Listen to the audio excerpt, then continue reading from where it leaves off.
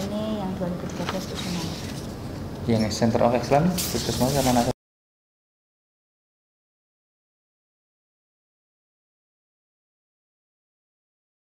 Puskesmas PKPR, jadi kependekan dari puskesmas dengan pelayanan kesehatan peduli remaja.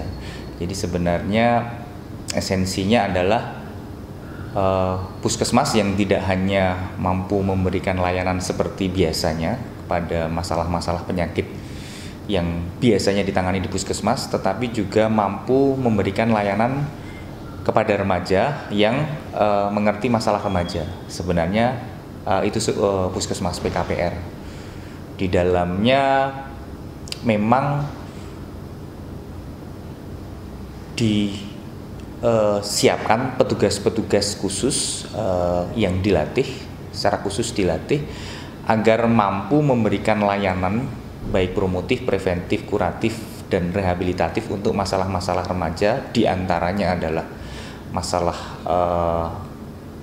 kesehatan reproduksi, masalah penyakit menular, seksual terutama, kemudian masalah-masalah gizi, masalah-masalah kekerasan terhadap perempuan dan sebagainya. Jadi itu ada di materi kurikulum pelatihannya. Nah, diharapkan remaja yang datang ke puskesmas itu tidak hanya mengakses sakit-sakit yang pada biasanya, tetapi ketika dia mau curhat tentang masalah kenapa dia menstruasi atau kenapa dia jerawatan, itu bisa ditangkap oleh puskesmas. Walaupun sebenarnya seorang dokter mampu, secara basic mampu, tetapi bagaimana mindset petugas kesehatan supaya bahwa remaja yang datang itu mungkin saja tidak sakit secara fisik, itu mungkin saja dia mempunyai masalah-masalah terkait dengan remaja.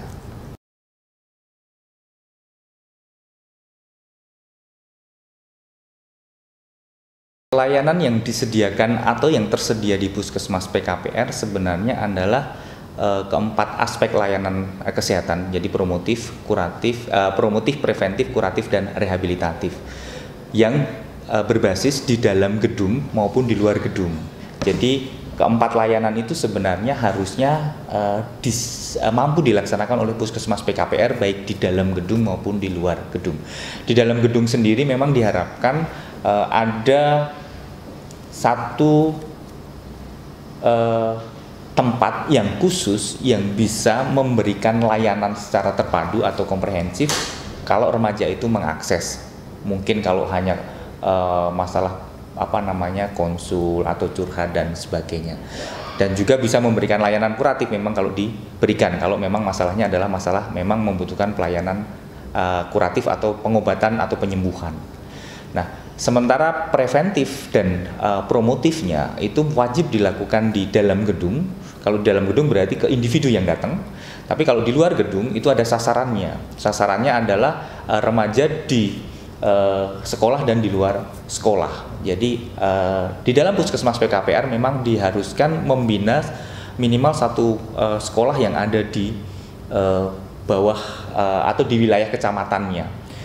Baik itu sekolah menengah tingkat pertama atau sekolah lanjutan tingkat atas minimal. Dan juga wajib puskesmas PKPR juga wajib menyiapkan kader atau peer counselor atau kader kesehatan remaja 10% dari siswa yang ada di sekolah tersebut sebagai orang yang bisa memberikan juga promosi dan preventif secara benar untuk materi KRR, dan mungkin memberikan pengobatan sederhana terkait masalah kesehatan remaja. Nah, harapannya kalau ditangkap di sekolah bisa selesaikan di sekolah atau di lingkungan remaja ketika itu dibina juga. Tetapi kalau tidak bisa, dirujuk ke puskesmas. Kita punya tim, ada sekitar minimal 6 komprehensif timnya, ada di sana dokter gigi, bidan juga, kemudian ada ahli gizi dan masalah yang petugas yang lain.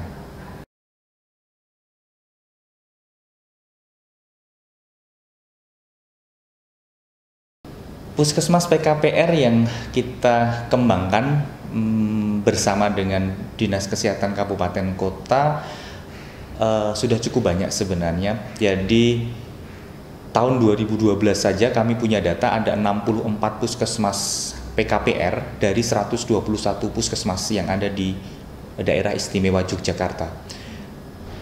Untuk kota Yogyakarta ada 10 di tahun 2012, terus kemudian di Bantul ada 10 juga, terus kemudian di Kulon Progo ada 9, terus kemudian di Gunung Kidul ada 10, terus kemudian di Sleman ini hampir semua, semua puskesmas adalah puskesmas PKPR, karena memang Sleman sudah melangkah lebih dulu sebenarnya, dulu dengan puskesmas ramah remajanya. Cuma kemudian kita latih kembali, dia menjadi puskesmas PKPR secara esensi sama, jadi memberikan pelayanan yang ramah terhadap remaja. Nah, untuk 2013 ini data yang masuk ke kami memang beberapa kabupaten bekerja sama dengan kita sudah naik puskesmas PKPR-nya. Yogyakarta tetap 10, Bantul tetap 10, Kulon Progo menjadi 21, terus kemudian Gunung Kidul tetap 10, Sleman tetap 25. Jadi yang kemarin 64, di 2013 ada 76 puskesmas. Ya, secara rinci mungkin bisa dilihat di datanya ada di kami, jelas bisa dilihat, terbuka untuk diakses.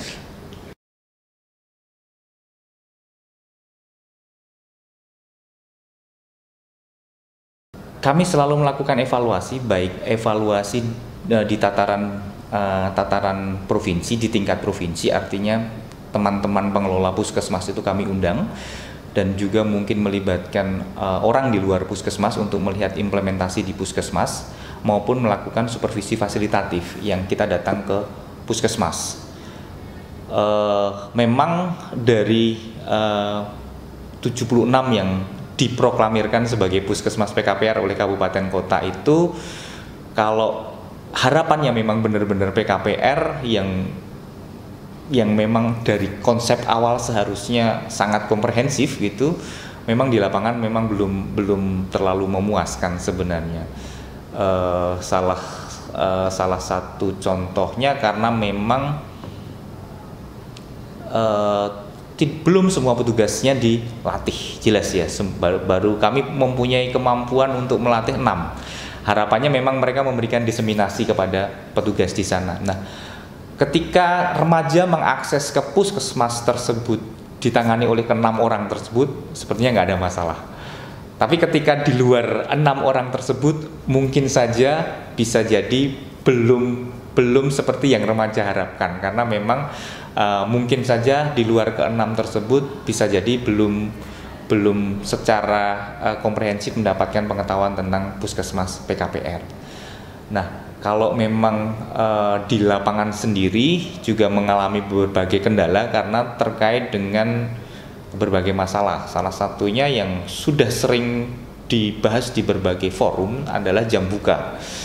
Dan jam buka ini sering banget kami bahas, baik di forum dinas, antar puskesmas, atau di luar, bahkan dengan melibatkan SKPD lain atau mungkin institusi lain. Karena harapannya remaja itu kalau bisa ya akses tidak terbatas, tidak dibatasi jam. Tapi kami juga, apalagi di provinsi, tidak punya kewenangan untuk mengatur tersebut, karena kewenangan jam buka puskesmas ada di pemerintah daerah tingkat 2, karena puskesmas adalah UPT-nya, unit pelaksana teknis daerah di Dinas Kesehatan Kabupaten Kota. Nah, sebagai contoh, puskesmas yang rawat inap memang bisa 24 jam. Tapi puskesmas yang non rawat inap mau tidak mau akhirnya jam bukanya menyesuaikan dengan jam bukanya mereka. Walaupun di lapangan sudah sering kami sarankan, ya udah kalau memang tidak bisa tatap muka, buat mekanisme bagaimana supaya kalau bisa mengakses tanpa tatap muka. Jadi bisa dengan SMS atau dengan mekanisme yang lain atau dengan janjian. Nah, itu memang di beberapa puskesmas sudah berjalan dengan cukup bagus, tetapi di beberapa puskesmas yang lain memang belum sesuai dengan harapan kami.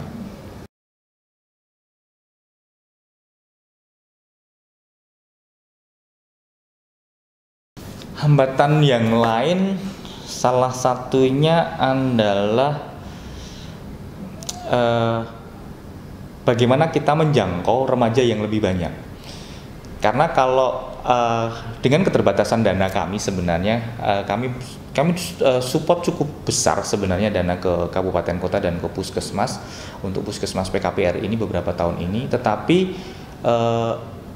bisa jadi tidak semua remaja yang ada di lingkungan atau di wilayah puskesmas tersebut terjangkau. Contohnya saja satu puskesmas punya katakanlah 5 SMA, 5 SMP begitu. Itu belum tentu bisa menjangkau semua. Jadi mungkin baru 1 atau 2 SMP atau SMA yang terjangkau karena keterbatasan dana.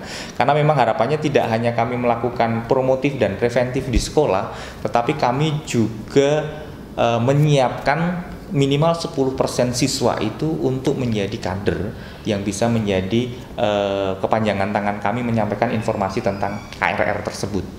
Itu sebenarnya masalah yang selalu muncul terkait dengan pendanaan. Selain itu juga masalah SDM ya. SDM sudah saya bilang di depan. Kalau kontak dengan 6 yang sudah kita latih jelas.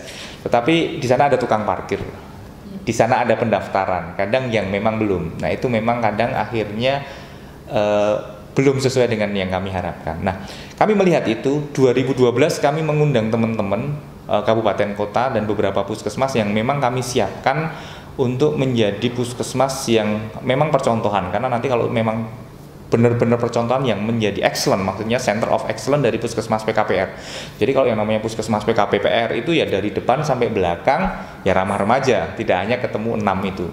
Tahun 2013 kami sepakat akan membentuk masing-masing satu kabupaten ada satu puskesmas yang menjadi center of excellence puskesmas PKPR.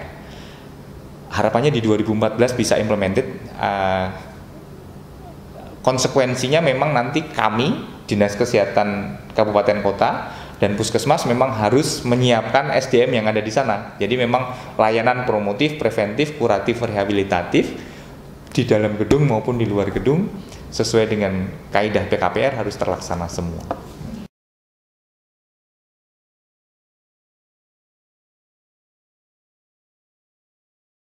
Strategi yang standar yang kami gunakan adalah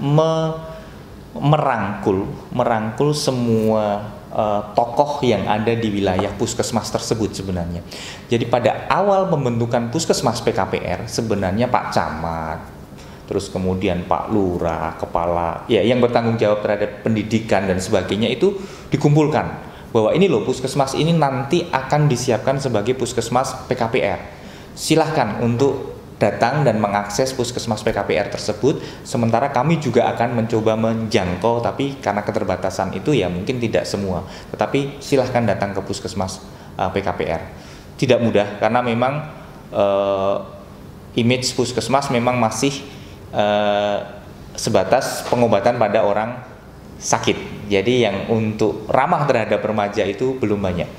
Beberapa puskesmas yang kami evaluasi sebenarnya pernah image itu muncul di beberapa puskesmas. Salah satunya dulu waktu Melati 2, itu puskesmas Melati 2 itu sangat identik dengan puskesmas yang ramah remaja karena memang di sana kebetulan 24 jam petugasnya sudah sangat memahami begitu, jadi datang malam pun juga bisa dilayani. Kalau tidak ketemu dengan yang dilatih, biasanya kontak kemudian petugas yang dilatih kemudian mengontak petugas yang ada di situ.